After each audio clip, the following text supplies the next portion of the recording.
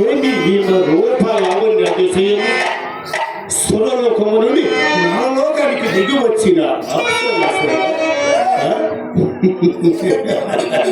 పంచమ వీలు కాని పట్టమనిషి రతి దేవియా పడలేదు కదా. నా అజిరారమ్మ సాధనకై ఎన్ని ఎన్ని ఎన్ని దినాలు వృధా పరుచుకుంటుంది.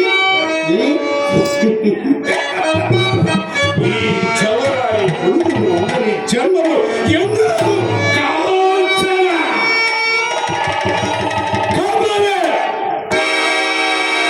ఎవరి సుందరి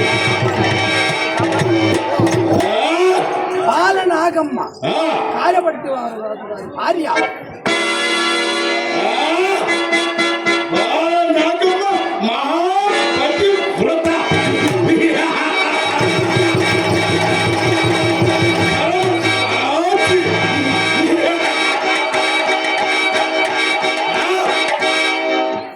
ఈ ప్రపంచంలో ఎవరి ఎవరి ఎవరి పతివ్రత కాదు. పాండవుల పట్టమహిషి ద్రౌపది పతివ్రత కాదా? ఈ పతివ్రతలంతా ఒకే సరైన సరస్సులు దొరికినంత వరకు ఈ ప్రపంచంలో ప్రతి ఆడది ఒక మహాపతివ్రత. ఆ పదము మన నిఘంటువులోనే లేదు. అగ్ని సాక్షిగా వివాహమాడిన వాడి భార్య ప్రక్క ఇంటి వాడితో లేచిపోయి ఎదురింట్లో కాపులు పెడితే చేసుకున్న వాడి ముఖం ఎలా పోతుందో అలా పోయిందే ముఖము. నాకంటే అందగట్టే నాకంటే పిచ్చిలాడి లేదు.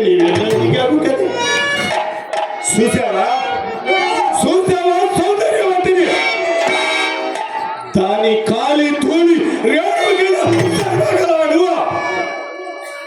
ఈ పకీరు పట్టు పట్టికే అంతే. ఒక్క జన్మలో ఆ నాగును తెచ్చి కళ్ళ ముందు నిలబడుతున్నారు.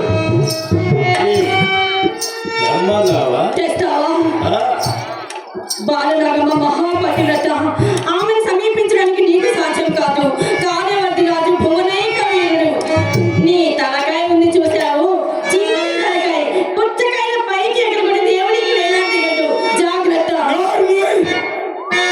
తిరిగి కొట్ట ఈ పక్కను తాహదు నీకు ఇంకా తెలియదు. ప్రపంచంలోని సూర్యులందరూ ఒక్కసారి నాపై కత్తులు వేసినా ఈ లోకంలో మేటి వీరులందరూ నాపై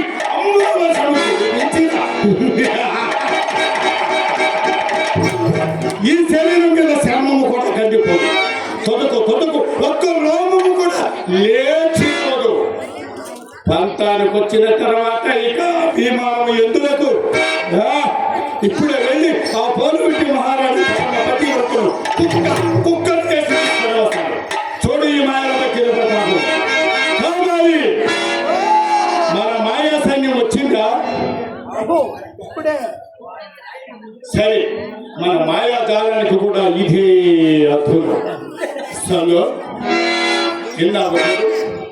పానుగంటి వద్దురాజులు పట్టం విడిచి పరదేశం వెళ్ళారట. సమయము సందర్భము అన్ని కలిసి వచ్చాయి.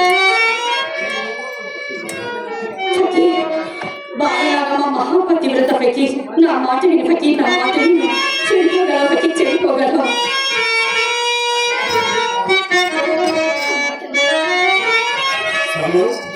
నువ్వు కూడా ఒక మహాపతివ్రతవే కదా. ఇది లేక గతి లేక అనుభవిస్తున్నావు. విశ్వాసఘాతక నమ్మిన ఆడదాన్ని తన బట్ట కప్పి కొట్టుకొస్తావు. సర్వస్వమని నా తను మనసు నీకు దారం పోసాను. ఇలా ఏడు దాటి పెడతావు ఫకీర్, ఇలా ఏడు దాటి తెప్పలేదు. చూచిన వాసియాని చీకు ముఖమునే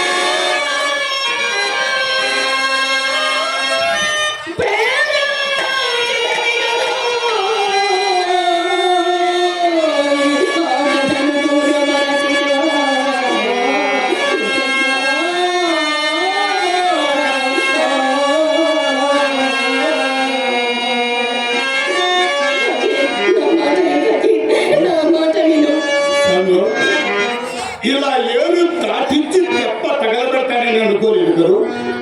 మరి ఈ మాటకు సమాధానం చెప్పవే. ఏమిటది? దోపరాయుగంలో శ్రీకృష్ణ పరమాత్మ ఏమి చేశాడు? ఏం చేశాడు? పెట్టిన ఇంత కాలు పెట్టకుండా ఇల్లు ఇల్లు తిరిగి 16,000 మంది గొప్పిక స్త్రీలకు స్వర్గాన్ని చూపించాడు. అంటావా?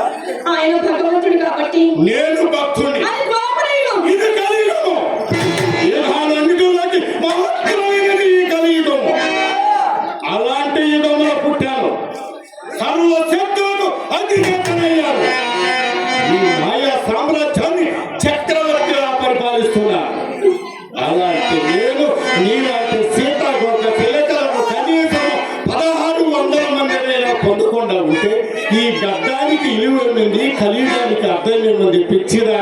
మరి అరిగిపోయిన పాత చెప్పులు ఇక ఎన్ని నన్ను నన్ను పాత చెప్పుకింద జమకట్టావన్నమాట. ఎక్కడున్నాయి ధర్మము? ఎవరి ఆనందము వారిది. నీ ఆనందం కోసం నాకు ద్రోహం చేస్తావా? నీకోసమే నా ఆనందాన్ని భక్తం చేసుకుంటా. వీటికి న్యాయాలు లేవు. నేను ఏదాంతోలదికి 7 తలాలకి జగదేశుడు కొనదిన బుర్రుల వెలిగించుకున్న సన్యాసినిగా ఈ సృష్టిలో గల సప్త సుందరి మడులు నా దృష్టిలో విలాస వస్తువులు. వీరిలో నా ఇష్టము వారికి వినియోగించుకుని ఇష్టము తీరిన పిదప వదిలివేయను. అంతే కానీ నీ ఒక్కదానితో నీ కాలం కొనుగోలు నాకు చేతగాని పని.